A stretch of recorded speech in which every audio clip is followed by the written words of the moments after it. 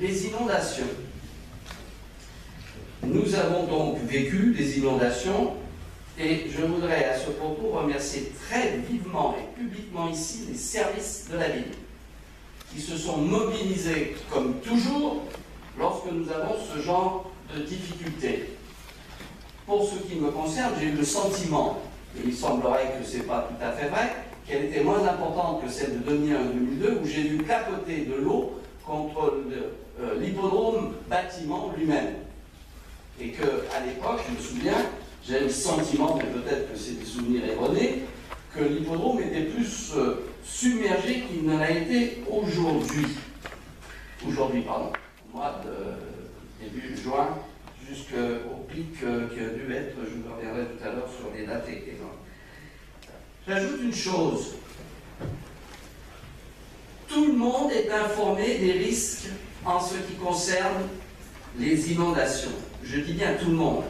Les propriétaires dans l'acte de vente ou d'achat, les locataires, que jusqu'à nouvel ordre, la Seine elle coule de Paris vers la Seine en passant par Maison Lafitte. Donc les alertes étaient partout, etc. Nous-mêmes, nous avons pris bien sûr un certain nombre de mesures, et je vais y revenir, puisque dès le 2 juin, nous avons publié sur le site une mise en garde rappelant la nécessité de ne pas laisser les véhicules stationner en sous-sol et le cas échéant de ne pas descendre. Les services se sont concentrés essentiellement sur notamment le camping. Le plan communal de sauvegarde a été déclenché. Dès le vendredi, nous avons mis en place une passerelle pour pouvoir aller notamment au camping. Nous avons barré les rues partout.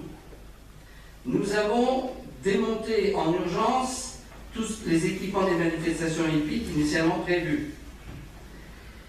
Nous avons mis en place un accueil d'urgence car nous avons évacué une 50aine de personnes du camping.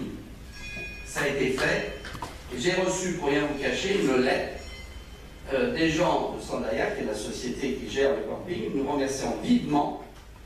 Je vais vous lire le dernier paragraphe. Vous remercie encore pour l'efficacité de vos services et les relations constructives à la direction du camping. Nous vous prions d'agréer, patati patata. Et donc ça a montré que, bien évidemment, toutes les mesures ont été prises. Alors quand j'ai entendu un certain nombre de personnes dire « Ah mais vous n'êtes pas venu me voir, j'avais tout dans ma cave. » Oui, vous avez tout dans ma cave et c'est tout à fait normal parce que vous êtes parfaitement informés. Qui plus est, nous avons rencontré un certain nombre de difficultés avec ERDF qui nous a dit « Attention, on risque de couper l'électricité. » Quand on leur a demandé où et dans quelles conditions, je suis navré de le dire, nous avons eu les pires difficultés à savoir quels étaient les ménages qui allaient être impactés. L'île de la commune a été coupée, c'est vrai. Et par ailleurs, ça n'a pas été le cas. Et vous avez vu que j'ai réagi mollement et que nous avons depuis lors, et je remercie Claude Kopersky et les services, nous avons eu depuis lors des contacts avec ERDF, qui ne s'appelle plus ERDF, et nous aussi avec la compagnie des eaux pour renforcer la sécurité et obtenir notamment je dirais, le déplacement d'un certain nombre de transformateurs. Il y en avait 3 ou 4 sur la ville qui risquaient d'être atteints, c'est ça, Claude? 3 ou 4 qui risquaient d'être atteints, et que nous avons donc... pardon? Ils n'ont pas été touchés. Qui n'ont pas été touchés, mais qui auraient pu être touchés si la crue avait augmenté, et qui auraient privé l'électricité à environ 600 ménages. 600 ménages dans des conditions, vous ne savez même pas où vous allez taper. Bon. Donc ça, c'est pas acceptable, et cela, c'est d'autant moins acceptable qu'il y a au moins quelques dizaines d'années, peut-être un peu avant, j'avais assisté à une très intéressante réunion publique avec le préfet des Yvelines et un préfet qui était une femme d'ailleurs, le préfet qui avait été nommé justement pour étudier les conséquences d'abord immédiates de la crue, qui touche dans les Yvelines environ 10 000 personnes, mais qui peuvent toucher 100 000 personnes avec des effets indirects. Et décision avait été prise que l'ensemble des transformateurs, des chaudières, des relais téléphoniques soient remontés hors d'eau. Ça n'a pas été fait. Donc je ne suis pas content et je ne suis pas le seul. J'en ai saisi d'ailleurs le ministre de l'Industrie à ce propos. Donc il y a encore des progrès à faire de ce côté-là. Donc je renouvelle mes remerciements aux services. tout s'est passé correctement. Bien heureusement, nous n'avons à déplorer aucune victime. Toutes les personnes qui ont été installées à Colbert sont restées 24 ou 40 heures à peu près. Pardon? Dimanche matin et dernier, il y a donc pu avoir quelques personnes qui sont parties un peu plus tard. Il y avait notamment des personnes qui étaient au concours de piano et un certain nombre de Roumains, c'est ça? C'était justement les Roumains au concours de piano, etc. Voilà, donc de ce côté-là, je pense que tout a été fait et que nous en sommes bien sortis. Alors j'ajoute une chose, c'est qu'effectivement la ville a été reconnue en état de catastrophe naturelle et que le 8 juin, l'arrêté du ministre a donc été à déclarer Maison Lafitte en situation de catastrophe naturelle et les services ont agi rapidement pour y arriver.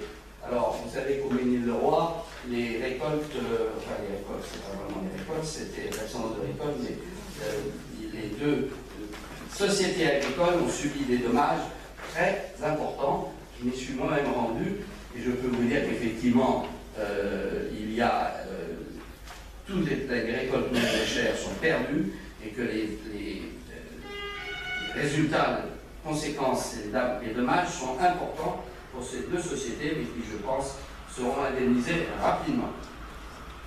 Troisième point, je voudrais venir sur l'histoire des conseils de quartier pour que les choses soient très claires. Nous créerons des conseils de quartier à la rentrée. Je suis en train de travailler à la charte, nous avons une très grande latitude pour le faire. Donc il y aura 3 conseils de quartier sur la ville, et pour ce qui est du parc, nous allons travailler en relais avec l'ASP. Il est hors de question de mettre l'ASP en porte-à-faux. Et donc j'en suis ouvert avec le président, nous allons organiser ça pour que les informations remontent.